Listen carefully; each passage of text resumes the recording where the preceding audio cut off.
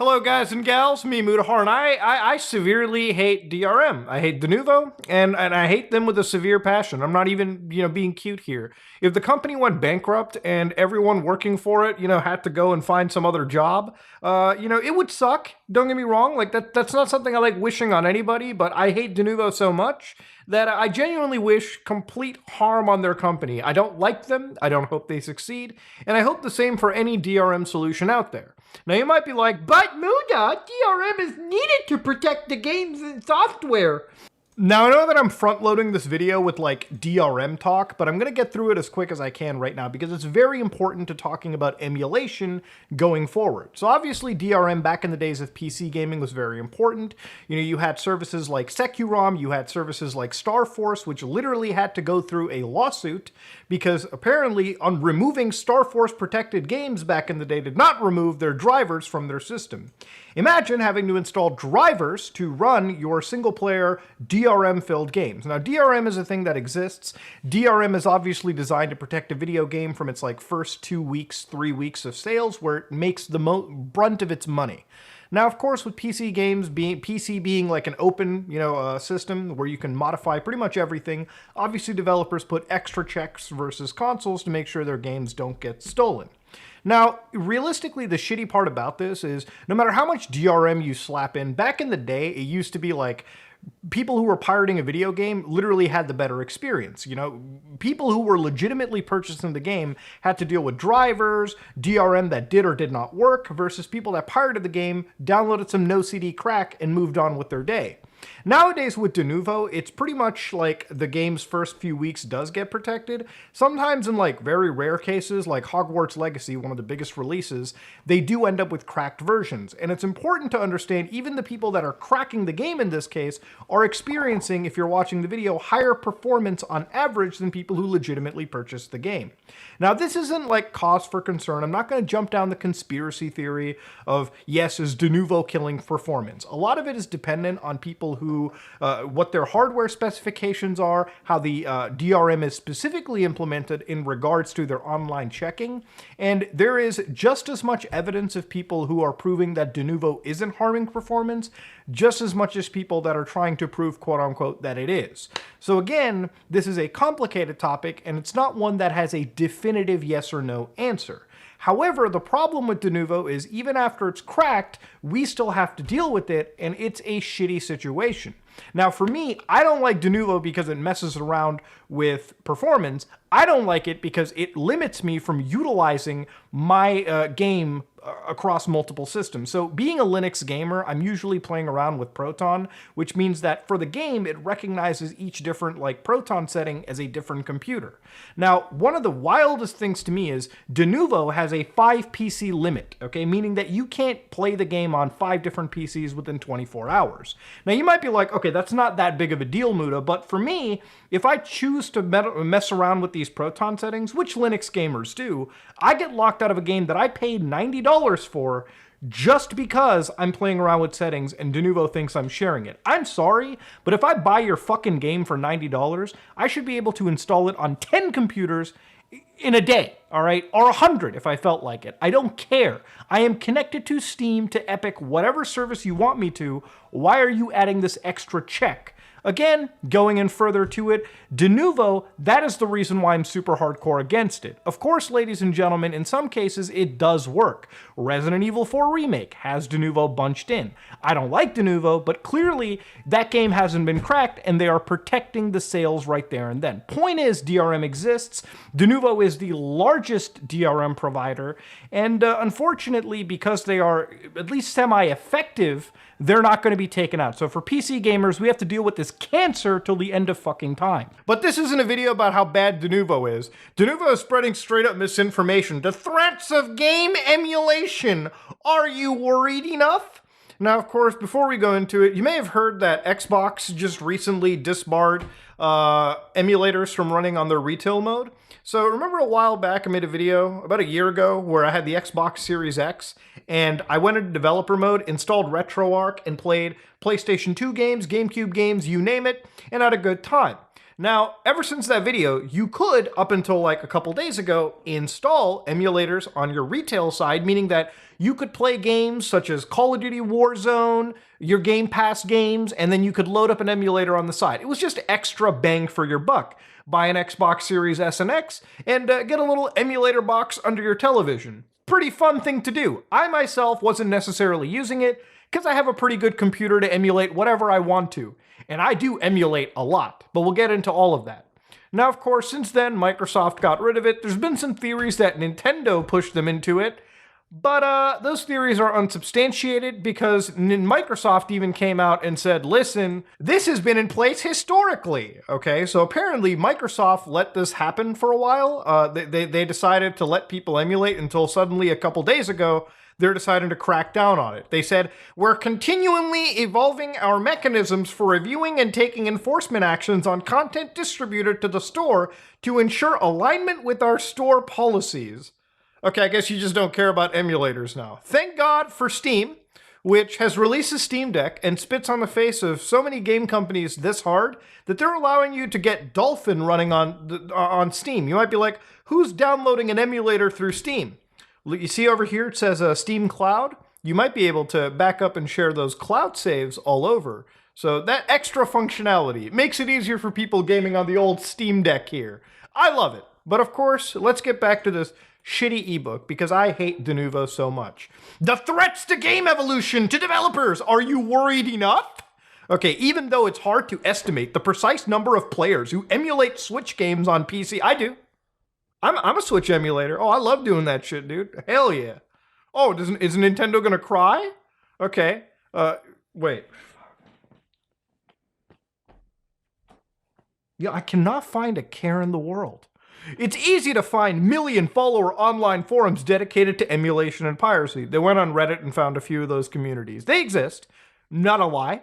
The fact demonstrates the widespread use of video game emulation, particularly for titles developed or distributed by gaming giants like Nintendo. Okay, game emulation is not necessarily detrimental. Okay, true. For legacy reasons, the use of emulators to bring back some of the old and nostalgic games back to life on PC is popular. But there's a catch. Pirates can also use it to make your licensed games, even the newly released ones, available to the public for free. Let's explore reasons why a huge number of players are so in love with video game emulation, what dangers it brings, and how you, as a developer, can be impacted by it. Okay, let's read through some of this, okay? Most emulators are created by reverse engineering the original video game console in order to decode and imitate its operating system. This type of technology is protected by legislation in various countries, and it's true. Way back in the day, there was a company known as Bleem who created the PlayStation emulator, right? And this allowed you to play PlayStation games on your PC. Well, Sony decided to get a stick up their ass and fight against it. And thankfully, the courts sided with Bleem, and they sided with a lot of these emulator companies. And it's because of those laws that allow us, me and you, to emulate these consoles on our computer. You ever wonder how the Switch emulator websites stay up? It's because Nintendo, even though they wish they could destroy and legally take them down, those emulators do not distribute any copyrighted code. They don't distribute games. They don't distribute the operating system files built into the Switch. They will give you a guide on how to rip them yourself, but they never distribute it, okay? And generally, for me, I go the extra mile. I make sure I dump whatever I can legally.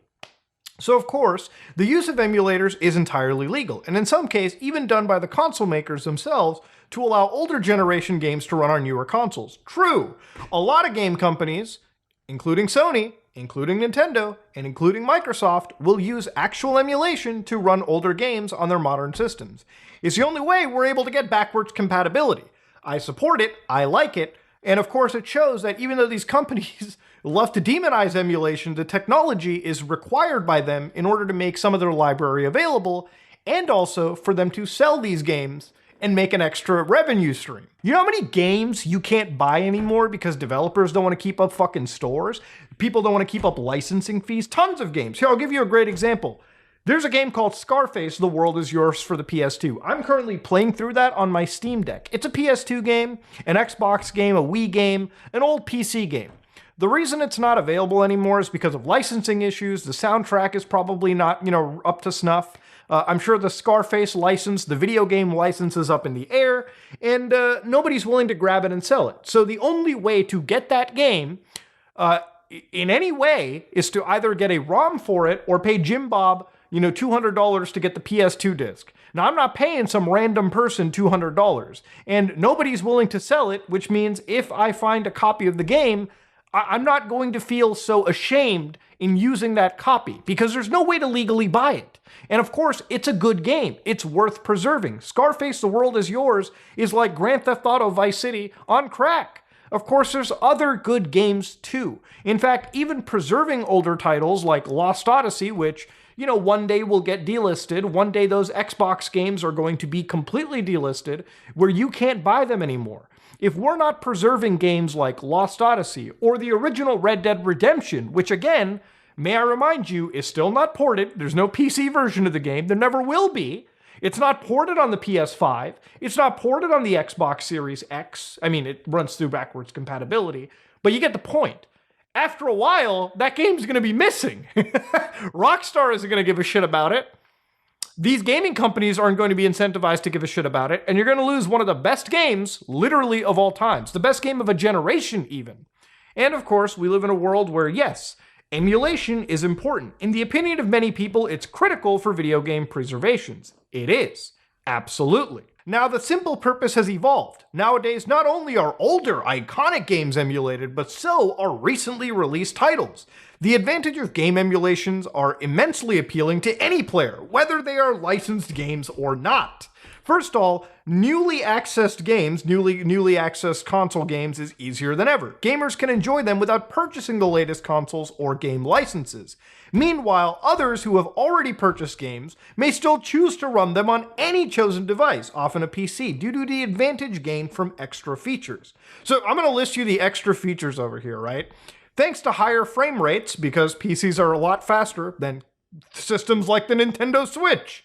Instead of restarting the game each time, they can save their progress. Save states. The game is considerably simple to play when players have the option to fast forward and rewind a few seconds. Yeah, emulation gives you extra features. Who'd have thought? And then, of course, you can modify the control scheme so you can make shitty controls into good controls. Now, obviously, the implication here is newer games are being emulated, and obviously this includes a lot of the newer Switch games. Let's be frank, they have a Nintendo target, so people are emulating Fire Emblem Engage, Xenoblade Chronicles, so on and so forth. And I'm not going to sit here and pretend that piracy isn't a factor. Obviously, people that are emulating newer games, there is a chunk of people who are downloading these files off of the internet illegally and emulating them without ever paying for Nintendo or paying Nintendo or the developers or whatever. And I totally agree. That is an absolute problem. But I don't believe that this is a problem that's completely outweighing the massive sales that these companies are making anyways. But what's interesting is when they're talking about advantages, it pretty much lists people who are even going to go out of their way to emulate games that they're purchasing legally. I'm going to be buying Tears of the Kingdom, okay? Day one. But if you think that I'm going to be playing it on a Switch, probably not. If it's going to emulate day one, I'm going to crank it up into my computer, run the resolution through the roof, and play it like I want to. I want to have more stable frame rates. I don't want the game to be dipping. I want the game to have faster loading. I want the game to have all these advantages that Denuvo listed that are literally the reasons why people choose to emulate even some of these newer games.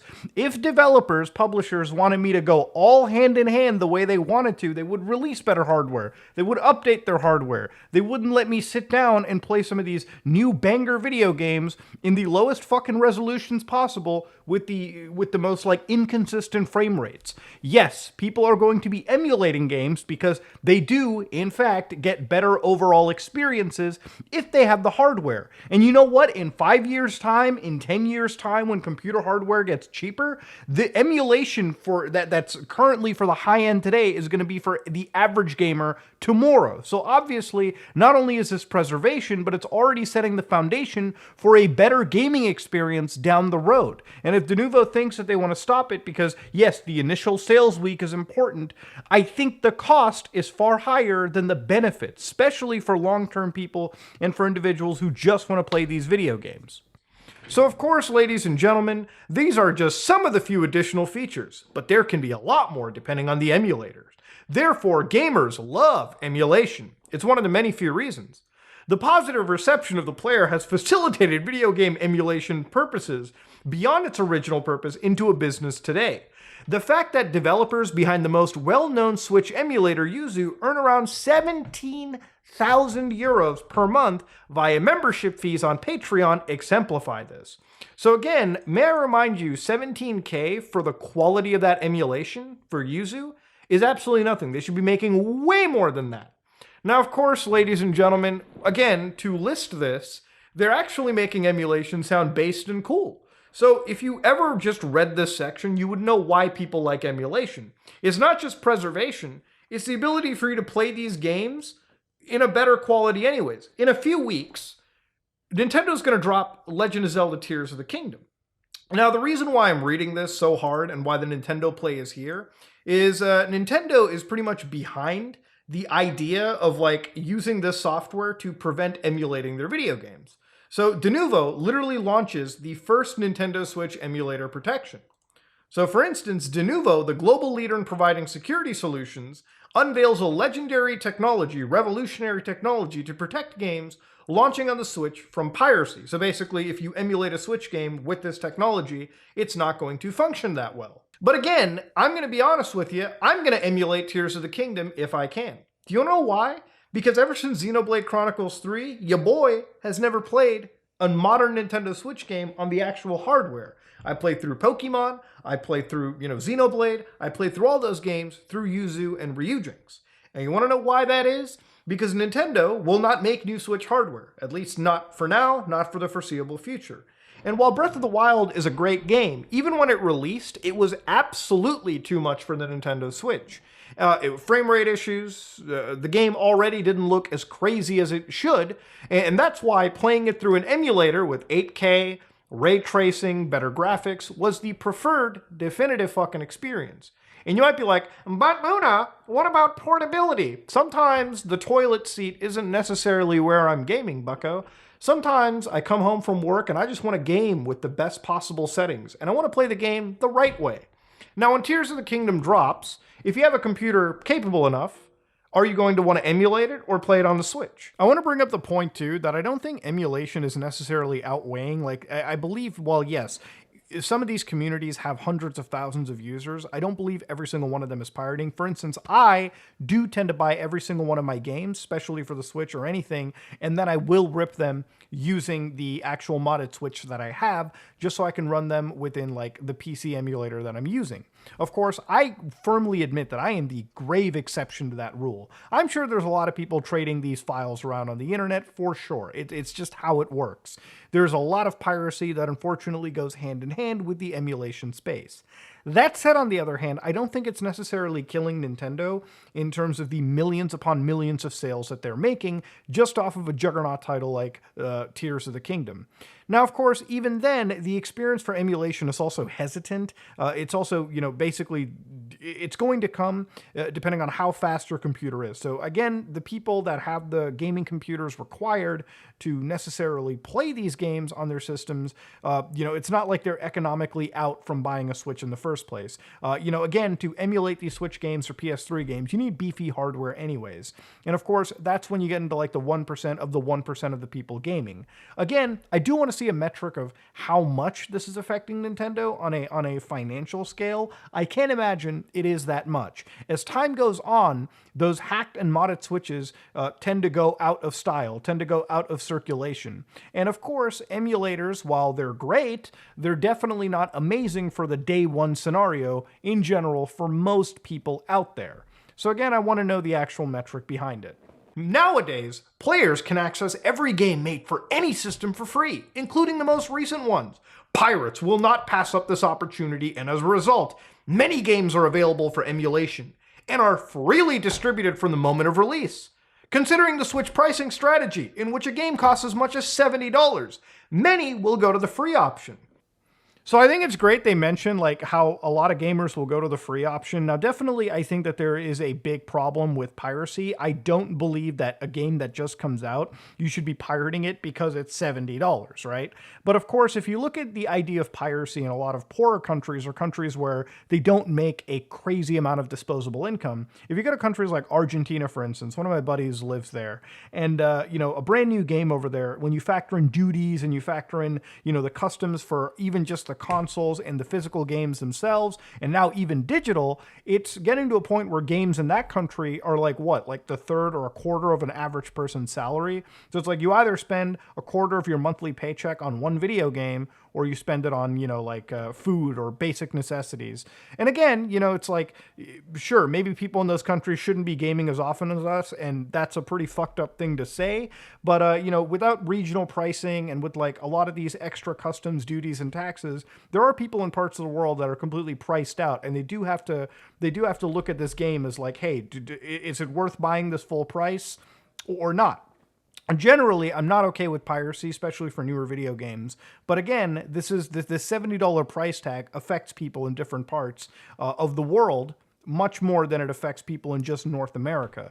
And even for people here, gamers are probably more inclined to look at the DRM-free solution. Like for me, given that example I gave you earlier with Resident Evil 4 and Denuvo, if I wanted to play my game, I would have to actually still go out and find the cracked version of it just so I can play my $70 purchase on my actual computer. And again, when you're looking at buying these video games, you're also looking at the quality and the value you're getting out of it too. I'm not saying that even justifies piracy. Don't buy a game if you don't think it's going to give you hours of play. But again, as games are getting more expensive, you almost can't even doubt or blame people from parts of the world from downloading these files. I definitely do sympathize with people from those parts of the world where buying a video game is literally a once-in-a-year treat, if that. Emulation threatens not only the revenue of new games, but also that of old and classic ones, because selling retro games is becoming a profitable business for license holders. Nintendo provides legal and licensed emulation through the Nintendo's Virtual Console, as well as Nintendo Switch Online. So immediately they can go fuck themselves because the Virtual Console literally was just removed. You can't buy new games on the 3DS and Wii U. And if you think having a revolving set of ROMs in Switch Online's world is a great, carryover, again, go fuck yourself. It's like I just said, you're taking away a lot of that, ease of use, a lot of the value for these players. Why is it that they can remove emulated games, rare games like Soul Hackers 3DS from their store for like 10, 15 bucks a pop, and all of a sudden, how is it, like, they are the ones taking the revenue stream away, not the emulator, not the other way around. If they still kept the 3DS store up, the Wii U store up, I would just buy these games from them. And if I had something written where these stores would stay up or I would gain access to these games after they shut down the store, I would continue buying from Nintendo. They themselves are sawing off their own fucking leg, not the other way around. Sony right now will not release PS3 games unless it's through the bullshit cloud onto the PS5. So how are you going to preserve Red Dead Redemption on the PlayStation? How are you going to preserve Metal Gear Solid 4 on the PlayStation? There is a trilogy of games known as Killzone. Killzone 2 is what I'm playing through right now. Not on an official Sony system. No, I loaded it up on RPCS3, added extra mods that give me extended FOV. I did that through a community emulator. And guess what? Sony never allowed me the chance to buy the game on a system or buy it on a modern system with some of these features built in natively. Offering a piratable game is not great for your brand reputation. Because emulators are simply a replica of the original console hardware, not all games operate perfectly on them. Players may encounter issues ranging from small visual glitches to game-breaking glitches. Depending on the game and emulator being used when players' experiences are negatively affected, they may blame the game's original quality. Nobody does that in the emulation space. You know that if you come across visual bugs, gameplay bugs, and you're on a emulator? No shit! It's not the game developer's fault. If a game gets bugged on RPCS3, on Xenia, on Yuzu, I'm not blaming the game dev. I'm blaming the emulator because guess what? 9 times out of 10, the issue exists on the emulator front. This is just bullshit they came up with. This is not affecting anybody's brand reputation. Nobody's brand was ever harmed because their emulator experience of a ROM never matched up to snuff. And if somebody is blaming the company, guess what? The community is going to laugh at them collectively. Additionally, due to their popularity, many emulators have been impersonated by hackers in order to deceive players into downloading a virus. That's true. That's the only thing I'll give them. There's a lot of emulators out there. I looked at PlayStation 4 emulators where people literally just released these fake executable files that literally were filled with info-stealing malware. Again, if you're an idiot on the internet and you go onto YouTube and you're like, how to play God of War Ragnarok 4K, 120 frames per second RTX, and you download the PS5 emulator, you're an idiot. There is no real PS5 emulator. The only one that exists is like super proof of concept. Again, a lot of these issues come down to actual user error, not hurting the brand of any company. Aside from that, the main issue is that utilizing an emulator in a PvP game is no different than any sort of cheating in which a player gains an unfair edge. If there are multiplayer elements, then players playing on PC have strong advantages. Denuvo, what fucking emulator are you using that allows you to game with Switch players using an emulator? Now, unless we're talking about like an Android emulator, which allows you to like install Android APK files and play like popular mobile games with the boys, then sure, I guess I could see it. But a lot of those like games have anti-cheats built into them that actually like isolate those players or at least ban people that are using keyboard and mice. And sometimes there's literally emulators that exist that just create separate player pools for PC users. It's actually a net benefit for some of these companies if people emulate their games because it's an extra revenue stream. Now, if we're talking about gaming emulators, again, complete fucking misinformation. The Nintendo Switch emulators do not necessarily allow you to play multiplayer with each other, or like, even if they do allow multiplayer, again, misinformation there, if they do allow you to play multiplayers with other emulator users, okay? Not with current Switch player bases. They're on different version sets, they're on different servers, and there's no way currently to interact with an actual physical Switch and an emulated Switch. Now, of course, there are emulators like RPCS3 that allow you to play games like Metal Gear Solid 4 Online. I'm not going to show you footage of that. I've already shown it before. In fact, I'm going to show you an amazing emulator strat where they've actually created their own custom PlayStation network. So me and my buddies wanted to play Operation Raccoon City. We couldn't play it on the PC because they disabled servers and whatnot. We were able to get the PS3 version of the game up and running and play cooperatively with each other through an emulator. Again, in this case, we're not actually using it to cheat or gain unfair advantages. We're literally trying to play a crappy Resident Evil game once again through the power of the internet. Now, of course, that being said, even with this strat, I am not able to connect with PlayStation 3 players and ruin their Operation Raccoon City experience. Again, this is complete misinformation that's given out by Denuvo. Again, in what capacity are some of the most popular Switch emulators interacting and ruining the competitive experience of like current Splatoon players? Then, of course, you get down to the intellectual property right is violated. The biggest concern is copyright infringement related to the game's ROM. Openly releasing those ROMs on the internet for others to download and play, regardless of whether they own a genuine copy, is not allowed. That's true, you shouldn't be sharing your ROMs. In that instance, game developers' property rights are breached. That's why Nintendo continuously fills lawsuits left and right to fight with ROM uploaders and protect the fruits of their developers' labor. Or you could also look at this the other way around, and Nintendo goes out of their way to shut down any fan game, anything using their intellectual property, so that they can sell a game later on. You know, another Metroid 2 remake got shut down by Nintendo. They released a 3DS game, which was albeit a good Metroid 2 remake, but they shut down a fan project.